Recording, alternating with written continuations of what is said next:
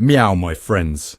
It seems Poland's Prime Minister Donald Tusk has decided to spice up the geopolitical drama by accusing Russia of planning the world's worst in-flight entertainment. During a press conference with Ukrainian President Volodymyr Zelensky, Tusk dropped this bombshell. I can only confirm that Russia planned acts of air terror, not just against Poland, but against airlines across the globe. Well, isn't that just a delightful way to start our day? Donald Tusk, the seasoned Polish politician with a history degree and years of European leadership, is apparently moonlighting as an aviation safety expert now, because clearly his expertise in history wasn't enough. He needed to add predictor of airborne doom to his LinkedIn profile. Tusk, who served as the president of the European Council from 2014 to 2019, is no stranger to international drama. He's like the Ryan Seacrest of European politics. Always there, always dramatic, and somehow never aging. But wait, there's more.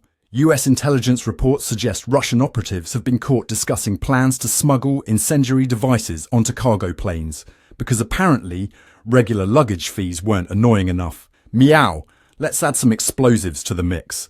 It's like they're trying to give new meaning to the term red-eye flight. US intelligence, always eager to eavesdrop on international drama, caught Russian operatives discussing their diabolical plans. It's like they're auditioning for the next Bond villain role. No, Mr. Bond, I expect you to fly, in constant fear of combustion. This comes hot on the heels of Russia's recent missile strikes in Ukraine, which left 5 dead and caused extensive damage to civilian infrastructure. It's almost as if Moscow is running out of ideas for its how to be a terrible neighbour playbook and decided to take its antics to the skies. Russia's recent missile strikes in Ukraine left 5 dead and extensive damage to civilian infrastructure. It's as if Moscow is playing a twisted game of Sim City Apocalypse Edition. Instead of building schools and parks, they're going for the maximum destruction achievement. Congratulations, Russia, you've unlocked the international pariah status. Let's not forget the August 26, 2024 incident, when a Russian drone decided to take an unscheduled tour of Polish airspace. Clearly, someone needs to teach these drones about proper international travel etiquette. Maybe they were just looking for a good pierogi restaurant? Last August, a Russian drone decided to take an unscheduled tour of Polish airspace. Apparently, it was looking for the best pierogi restaurant and got a bit lost. Next time, maybe use Google Maps, comrade. Or better yet, stick to your own airspace. I hear the borscht is lovely this time of year. Tusk, ever the optimist, is calling for European collaboration to combat these threats, because nothing says unity quite like shared panic over potential airborne terror. It's heartwarming, really, to see nations coming together over such a lovely topic. I can almost hear the new EU anthem now. We are the world and we're terrified of flying. Speaking of collaboration, NATO recently announced a $40 billion military aid package to Ukraine. $40 billion. That's a lot of fancy jets and shiny tanks. One can't help but wonder if Russia saw this and thought, well, if we can't beat them on the ground, might as well try the air. It's like when you're losing at Monopoly, so you flip the board, except the board is international airspace and the hotels are incendiary devices. Fun for the whole family. Meow, let's talk about the potential economic impact of all this aviation anxiety. The International Air Transport Association projects that airline revenue for 2023 rebounded to 107% of pre-pandemic levels.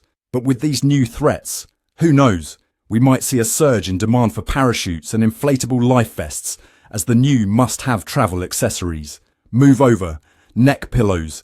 It's time for personal airbags. With increased security measures, we might see longer lines at airports, more rigorous pat-downs, and skyrocketing prices for in-flight drinks. Because if there's one thing that makes air travel more enjoyable, it's paying $20 for a thimble of watered-down whiskey while being watched by suspicious security personnel. In response to these threats, the European Union is considering enhanced security measures, because nothing says relaxing vacation like more rigorous pat-downs and longer security lines. I can already hear the collective groans of travellers worldwide. Get ready for the new TSA slogan. If we're not touching it, it's not flying. Perhaps they'll introduce a new reality show, Europe's Got Pat-Downs. The winner gets a free trip to anywhere they can reach by foot. But let's not forget the historical context of Polish-Russian relations. It's a tale as old as time, or at least as old as the 18th century partitions of Poland. Centuries of tension, military invasions and territorial disputes have certainly set the stage for today's airborne drama. It's like a very long, very complicated soap opera, but with more missiles and less attractive actors. The bold and the borderless, if you will. Tune in next week when Catherine the Great's ghost returns to claim her piece of Eastern Europe. As tensions rise between Russia and the West, one can't help but wonder, is this the Cold War sequel nobody asked for? Coming soon to a geopolitical theatre near you, Cold War 2, now with more legroom, starring Vladimir Putin as the shirtless antagonist and featuring Donald Tusk as Captain Airspace. Special guest appearance by NATO as the concerned bystander who finally decides to do something. The conflict in Ukraine has been dragging on longer than a DMV line on a Friday afternoon. At this point, it's less of a conflict and more of a geopolitical hobby. Russia's collecting invaded territories like their Pokemon cards. Gotta annex them all. Meanwhile, Ukraine's President Zelensky has gone from comedian to wartime leader. Talk about a career change. He's probably wondering if he can use his Dancing with the Stars moves to dodge missiles. In conclusion, as we navigate this turbulent airspace of international relations, one thing is clear.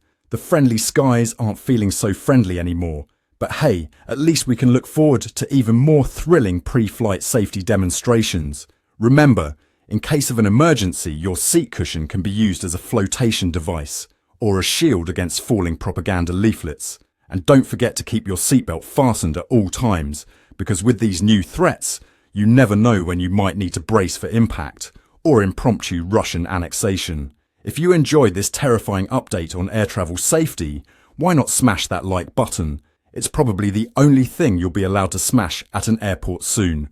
And don't forget to subscribe for more updates on the world's most ridiculous geopolitical squabbles. Coming up next, top 10 countries Russia hasn't threatened yet. Number 7 will shock you. We'll return shortly with more updates. I'm Ron de Parmesan, and this has been another Newscat special report. Until next time, keep your heads in the clouds, but maybe not on a plane. Meow.